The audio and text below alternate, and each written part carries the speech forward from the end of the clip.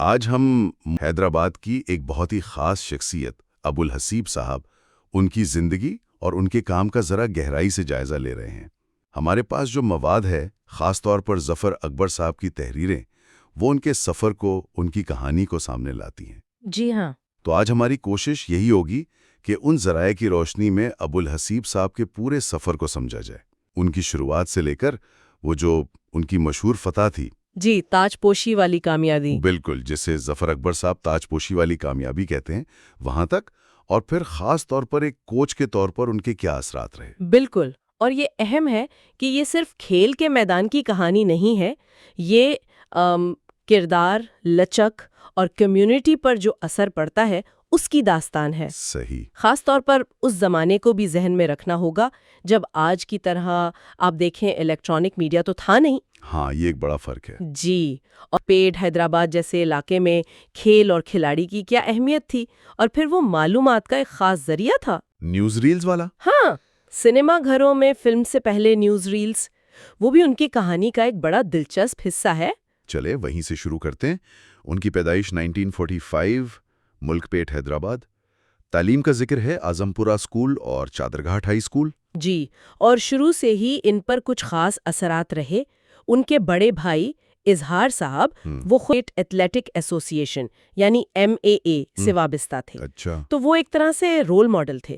پھر وہاں کی کمیونٹی کی شخصیات جیسے مسعود عباسی صاحب، معین رحمان عباسی صاحب، ان کا بھی کردار رہا۔ اور ظفر اکبر صاحب نے جھولے گراؤنڈ پویلین کا بھی ذکر کیا ہے۔ ہاں، وہ بہت اہم جگہ تھی۔ وہ صرف کھیلنے کی جگہ نہیں تھی بلکہ ایک سماجی مرکز تھا جہاں نوجوان کمیونٹی ویلیوز، فٹنس، ڈسپلن یہ سب سیکھتے تھے۔ اور یہ دلچسپ بات کہ ظفر اکبر صاحب نے صحیح تلفظ بتایا ہے، ملک پیٹ۔ جی ہاں، ملک پیٹ۔ یہ چھوٹی تفصیل بھی اس جگہ سے ان کی گہری وابستگی دکھاتی ہے۔ اچھا، تو کھیلوں میں دلچسپی شروع سے والی بال ہی میں تھی یا کچھ اور بھی؟ نہیں، یہ دلچسپ ہے۔ وہ شروع میں کئی کھیل کھیلتے تھے۔ والی بال تو تھا ہی، لیکن فٹ بال میں گول کیپنگ بھی کی، نظام کالج میں باسکٹ بال بھی کھیلی۔ اچھا۔ جی، اور کرکٹ بھی۔ آئزہ اسکول کمپاؤنڈ میں اپنے دوستوں کے ساتھ خلیل چھدا، محمود علی خان، سید حسین، ان کا ذکر ملتا ہے۔ یعنی کافی ورسٹائل ایتھلیٹ تھے۔ بالکل، شاید یہی ورسٹیلٹی ان کی بنیاد بنی۔ پھر والی بال پر فوکس کیسے ہوا؟ ذرائع بتاتے ہیں کہ وسائل تو کم تھے۔ ہاں، وسائل کم تھے، سفر آسان نہیں تھا، لیکن ایک اسکول کوچ نے ان کی صلاحیت کو پہچان لیا۔ انہوں نے کہا کہ بھئی تم والی بال پر توجہ دو۔ اچھا۔ اور خود حسیب صاحب اپنی کامیابی کا سہرا دو چیزوں کو دیتے ہیں، والدہ کی دعائیں اور اپنی سخت محنت۔ وہ واقعی بہت محنتی تھے۔ اور اس میں کچھ بیرونی عوامل بھی مددگار ہوئے؟ جی، اس وقت میونسپیلٹی نے مقامی سطح پر کورٹس وغیرہ فراہم کیے تھے، تو نوجوانوں کو اپنی صلاحیتیں نکھارنے کا موقع ملا۔ حسیب صاحب نے اس کا بھرپور فائدہ اٹھایا۔ اور محنت رنگ لائی۔ 1959 میں انٹر اسکول شروع کیا، اور 62 تک تو وہ ضلعی اور ریاستی سطح پر پہنچ چکے تھے۔ جی ہاں، صرف 3 سال میں۔ ان میں خاص کیا تھا؟ کیا چیز انہیں دوسروں سے ممتاز کرتی تھی؟ ذرائع بتاتے ہیں ان کے ریفلیکسز غضب کے تھے، کھیل کی سمجھ بہت گہری تھی، اور سب سے بڑھ کر پریشر میں وہ بالکل پرسکون رہتے تھے۔ اچھا، کام انڈر پریشر۔ بالکل، پرسکون اعتماد۔ ساتھ ہی بتاتے ہیں کہ مشکل میچ میں بھی وہ ٹیم کو سنبھال لیتے تھے۔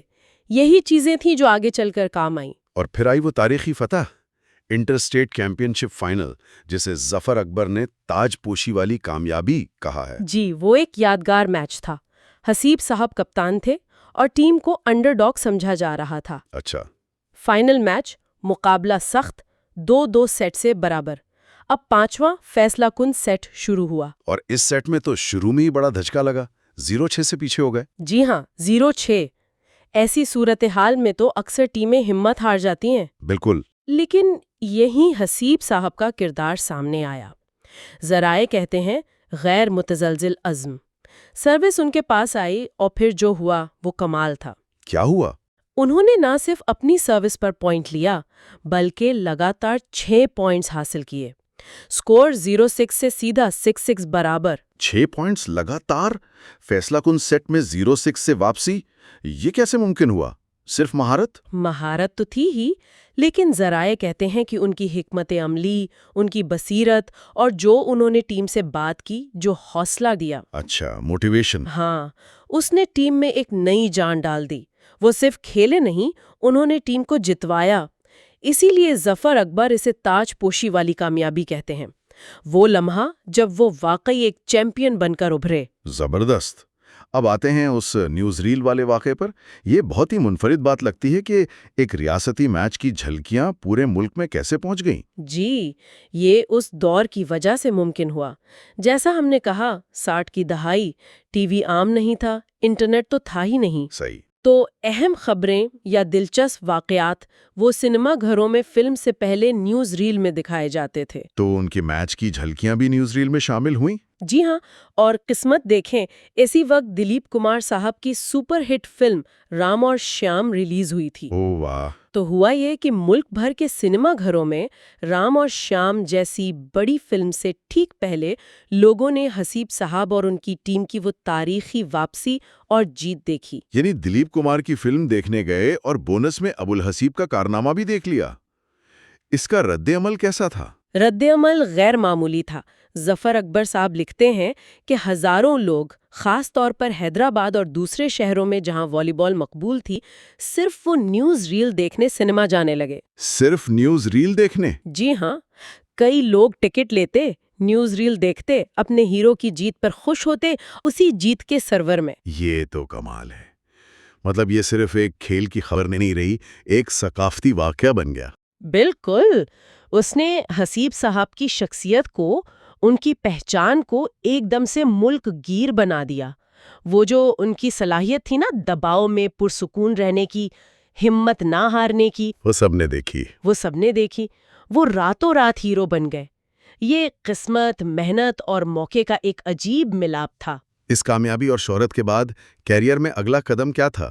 1964 میں انہیں اسپورٹس کوٹا پر انڈین ریلوے میں ملازمت مل گئی، ساؤتھ سینٹرل ریلوے میں۔ یہ ایک اہم موڑ تھا۔ جی. ریلوے کی ٹیم بہت مضبوط تھی، انہیں پورے ہندوستان میں کھیلنے کا موقع ملا۔ یہاں ان کے حکمت عملی کی سمجھ، ٹیم ورک کو فروغ دینے کی صلاحیت وہ مزید نکھری۔ وہ صرف کھیلتے نہیں تھے، سوچتے بھی تھے۔ اور شخصیت پر اس کامیابی کا کوئی منفی اثر؟ شہرت کبھی سر پر چڑھی؟ نہیں، ذرائع یہی بتاتے ہیں کہ وہ ہمیشہ بہت منکسر المزاج رہے، زمین سے جڑے ہوئے، تکبر نہیں آیا۔ وہ اپنی جڑوں کو، ملک پیٹ کو، وہاں سے سیکھے سبق کو کبھی نہیں بھولے۔ ہمیشہ اپنی کامیابی کا کریڈٹ دوسروں کو دیتے تھے؟ جی، اپنی محنت، والدہ کی دعائیں، کوچز، ساتھی ہمیشہ ان کا ذکر کرتے تھے۔ یہ عاجزی ان کی پہچان تھی۔ پھر ایک وقت آیا جب انہوں نے کھیلنا چھوڑ کر کوچنگ شروع کی. یہ تبدیلی کیسے آئی؟ یہ بڑا فطری قدم لگتا ہے ان کے لیے۔ کھیل سے محبت تھی اور نوجوانوں کی رہنمائی کا جذبہ تھا، لیکن ان کے لیے کوچنگ صرف ٹیکنیک سکھانا نہیں تھی۔ اچھا.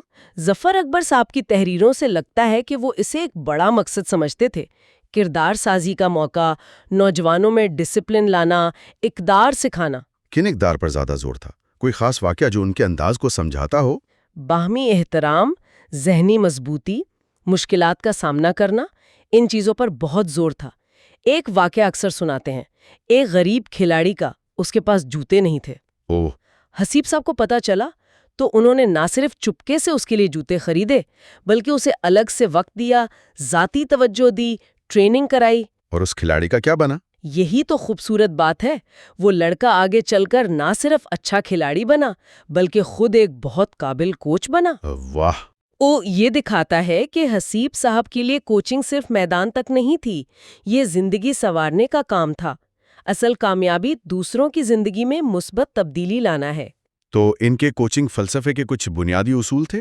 جی، اردو ماخذ میں 5 نکات بتائے گئے ہیں۔ پہلا، ٹیم سب سے پہلے، انفرادی چمک دمک ٹیم کے لیے۔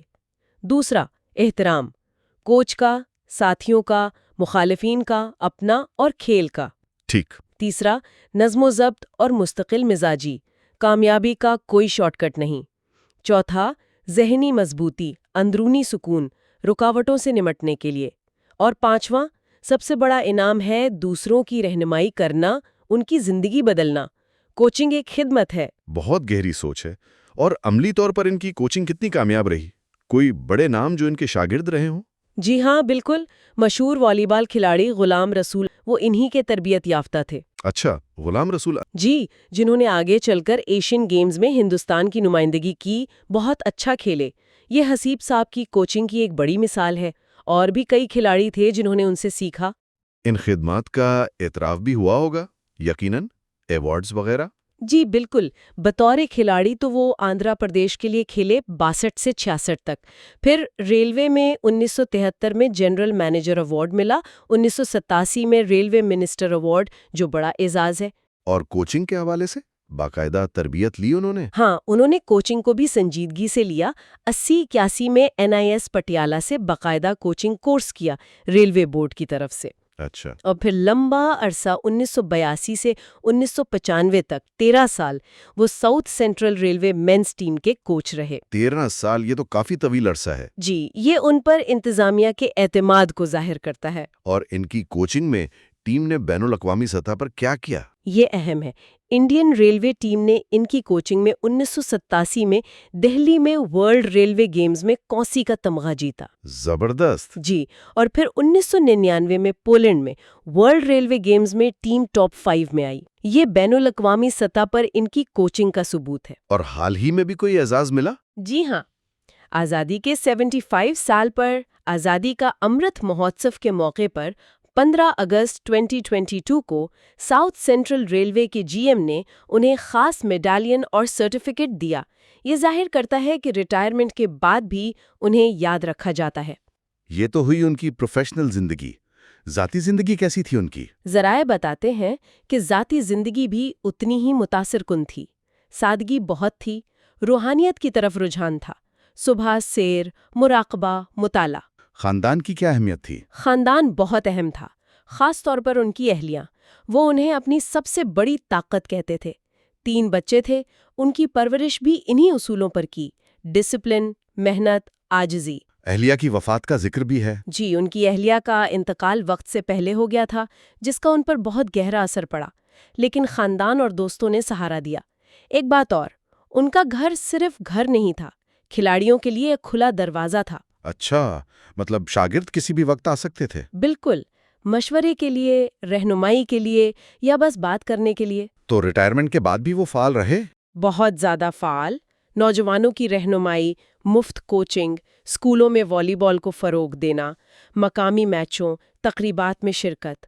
وہ ملک پیٹ چبوترا کی زوم میٹنگ کا بھی ذکر ہے، 7 اپریل 2025 کی، مطلب وہ کمیونٹی سے جڑے رہے۔ اور ظفر اکبر صاحب کی حالیہ ملاقات کا کیا ذکر ہے؟ جی، ظفر اکبر صاحب نے لکھا ہے کہ وہ حال ہی میں شاید اکتوبر 2025 میں ان سے ملے، اور وہ بتا رہی تھیں کہ 80 سال سے زیادہ عمر کے باوجود ماشاءاللہ وہ بالکل صحت مند اور فٹ تھے۔ یہ تو خود ایک مثال ہے۔ بالکل، وہ آج بھی ایک زندہ مثال ہے، ایک تحریک ہے۔ تو اگر ہم اس ساری گفتگو کو سمیٹیں، ابوالحسیب صاحب کی زندگی سے کیا اہم باتیں سامنے آتی ہیں؟ میرے خیال میں سب سے پہلے تو ان کا سفر خود ملک پیٹ کے میدان سے قومی اور بین الاقوامی سطح تک، پھر وہ نیوز ریل والا منفرد واقعہ جس نے انہیں ایک خاص قسم کی شہرت دی۔ جی، ہار پر مرکوز نہیں تھی، بلکہ کردار سازی، اقدار اور نوجوانوں کی زندگی پر مثبت اثر ڈالنا، یہ ان کا اصل مقصد تھا۔ بالکل۔ ان کی کہانی یاد دلاتی ہے کہ اصل عظمت شاید صرف تمغوں یا ریکارڈز میں نہیں ہوتی، بلکہ اس میں ہوتی ہے کہ آپ نے دوسروں کی زندگیوں کو کیسے چھوا۔ ان کا فلسفہ، ڈسپلن، احترام، ٹیم ورک، خدمت آج بھی اتنا ہی اہم ہے۔ جی ہاں، یہ ایک مکمل سپورٹسمن سپرٹ کی مثال ہے۔ آخر میں سامعین کے لیے ایک نقطہ چھوڑتے ہیں سوچنے کے لیے۔ حسیب صاحب کی زندگی اور ان کے کوچنگ کے انداز کو دیکھتے ہوئے، جہاں کردار اور کمیونٹی پر اتنا زور تھا، کہ آج کی جو جدید کھیلوں کی دنیا ہے، جو بہت زیادہ پروفیشنلزم، مسابقت اور صرف پرفارمنس پر مرکوز ہے، کیا وہ اس طرح کی گہری ذاتی رہنمائی اور کردار سازی سے کچھ سیکھ سکتی ہے؟ یہ ایک اچھا سوال ہے۔ جب ساری توجہ صرف ریکارڈ توڑنے اور جیتنے پر ہو، تو کیا کوئی ایسی قیمتی چیز ہے جو ہم شاید کھو رہے ہیں؟